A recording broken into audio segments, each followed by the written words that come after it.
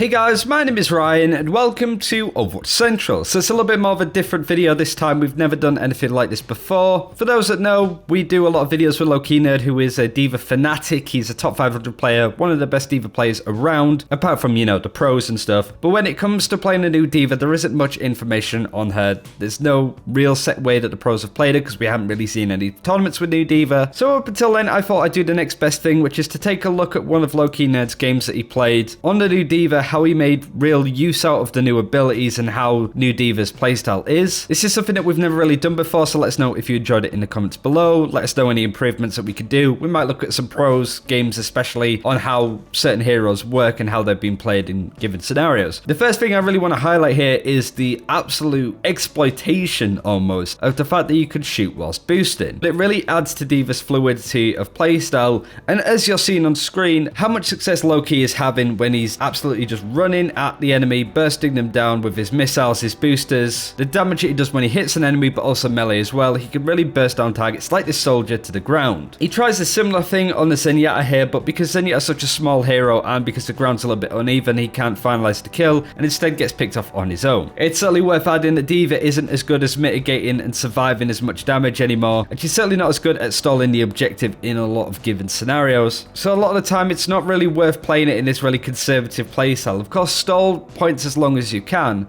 but know that you're not really going to have as good of a time with it as certain other heroes in the game currently. Unless you don't want to give away your position, there really isn't any excuse for not shooting unless you're trying to defense matrix some stuff that's going in. We'll go over defense matrix in a second, but the main thing that I really wanted to highlight here is just how good being able to shoot whilst boost actually is. It enables you to dive targets a lot harder than Winston can, but because you have a little bit more burst damage with the damage that you do when you run into them, the melee, and also the rockets, if you can land all of that together, you should be able to kill like a 250 HP hero all on your own. The use of missiles is also fairly interesting to look at. Apart from this one time trying to kill the Bastion because Lowkey thought he might have been low from being knocked off the edge, you rarely saw him use the missiles from a distance. Instead, he uses it when he's close up right into their faces to burst down the enemy when he's up close and personal. Of course, this is really difficult to do as you saw with the Zenyatta when they're small targets, but certainly running into mid-sized targets such as Soldier or even tanks, although there are some tanks you want to worry about, you can really completely annihilate them fairly quickly. The other good thing about playing this aggressively by flying straight into the face of the enemy is that it really highlights how d.va is incredibly good at being a tank. Now, because she had a defense matrix nerfed, it's a big thing that people have been focusing on, that a defense matrix is not there as much. That means a lot more damage is going to get out, it's not going to get mitigated by you, so she's just not as good as before. Whilst that may be the case, she can still tank a lot of damage. When her defense matrix runs out, she just tanks it with her face. And you see this in a lot of situations in this Ilios game as well. Soldier pulls out attack visor, and Lowkey does a really good job of defense matrixing as much as possible, but also knocking Soldier into a room, probably killing him if he wasn't being healed by the Mercy and Zenyatta, but more importantly, getting into his face, being a complete nuisance. And as you're seeing in the top right, Soldier doesn't get one kill with his attack visor. And of course, as you spotted, there's been a Bastion in this game as well, and whilst the Bastion does tear through Lowkey a numerous amount of times, whilst the Bastion is focusing on getting that mech down, he's been targeted by the Genji, by the Winston, and whilst you do lose your mech and sometimes die in a lot of these scenarios, if your team is there to help you, they can make sure that they can finalize that kill. You're there to be a tank, and a tank's job is to create space for your team to really mitigate a lot of that damage coming in and really set the pace for where you want your attacks to go. And I think this footage of Lowkey really shows the target prioritization, being able to dive the Mercy, the Zen, and the Widowmaker at points, and if he's not killing them, he's at least distracting them from being able to do their job, supporting or helping their team. The enemy pulled out a Hog at some point, and he's certainly a hero that you want to be careful for. What you will notice is that Lowkey didn't have any fear flying into a Bastion. However, when it came to flying into a Roadhog, he never did it at all. In fact, he kept his distance, made sure that he didn't get hooked and pulled out, because he knows how quickly he can go down if he gets hooked by Hog, but the rest of the enemy team dives on him as well. Reaper was also in this game on the third point, but as you sort of see, Lowkey never really ran into him, and that was probably like a tactical decision, making sure that he was nowhere near where the Reaper would be. So these heroes are tricky to deal with, but you've just got to really give them a wide berth, try and bait them out into open areas that the rest of your team can kill them, but more often than not, you want to be checking the flanks, making sure that you can put some pressure on the DPS that are on your backline, but more often than not trying to focus down their supports and burst them down. Whilst we're looking at other stuff, let's look at the ultimate. It's an ability that I think a lot of people aren't really sure how to properly utilize to its best extent. We see a lot of people using the ultimate, throwing it straight up into the air, often to no avail. We did see Lowkey using it here, but of course you know that there is going to be a Bastion bastion. They're kind of hunkered down. There was also another bomb that was just popped onto the ground. He just jumped out of it, left it where it was, and still got a couple of kills, again, because you're running into the likes of bastion and hunkered down defenses. Sometimes just making sure that you could throw that all out, even if you're going to lose your mech, just to get a new one straight away is a good way to use it. But the main one that I want to focus on is throwing the ultimate in the air like this, or a bowling ball kind of effect. When you know where the enemy is, the problem with sort of throwing the D.Va ult straight up into the air is that the enemy can see the trajectory of your mech, meaning that they know where it's going to land, so they can get out of where that's going to be. Throwing it into the enemy from cover not only causes problems for the enemy to try and get out the way from where it's falling, but if they have no idea where you're stood or where you're positioned, they don't know where that D.Va bomb's going to come from in the first place. If they can see you stand out in the open and throw it towards them, they have more time to react, thus probably getting out of that situation more times than not. So you are seeing a good few uses of the D.Va bomb by Lowkey, but when it comes to using it aggressively and to initiate, you want to be throwing it from cover, whereas when you want to use it defensively for sustain and also to sort of break any high pressure holds that the enemy has you in, then throwing it up in the air or just leaving it on the ground works as well. There's a lot of stuff to get through there. If you want to see some more D.Va footage and see what Lowkey has to say for himself, then do check out his YouTube channel. Hopefully you enjoyed this video, got some tips on how to play the new D.Va, how the playstyle was effective for Lowkey, and hopefully would be successful for you as well. But let us know what you think in the comments below. Let us know what other heroes you would like us to cover in this fashion. Like and subscribe if you haven't already. And until next time, take care. We'll see you then.